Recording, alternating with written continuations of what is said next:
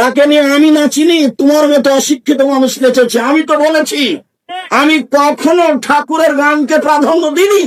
ঠাকুর বলেছে ঠাকুর হলো জাতির শত্রু, ঠাকুর মুসলমানের শত্রু, ঠাকুর ঢাকা বিশ্ববিদ্যালয়ের শত্রু, ঠাকুর বাংলাদেশের শত্রু, ঠাকুর জাতির শত্রু, ঠাকুর হলো খ্রিস্টানদের সবচেয়ে বড় দালাল।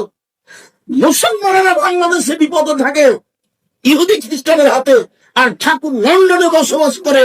এই ঠাকুর বলে ও কালিমা তোমার আকাশ, ও কালিমা তোমার বাতাস। আমি আজ থেকে 30 বছর পূর্বে বলেছি তোর বাপের আকাশ।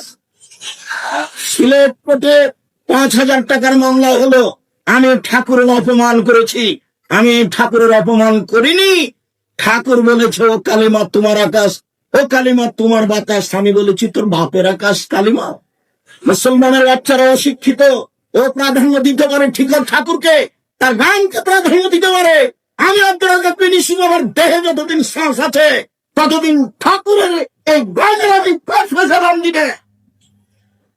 যে সাপ্লাই ফেলা পড়া আছে তার সমান দাম ঠাকুরের গানের আমার কাছে নাই।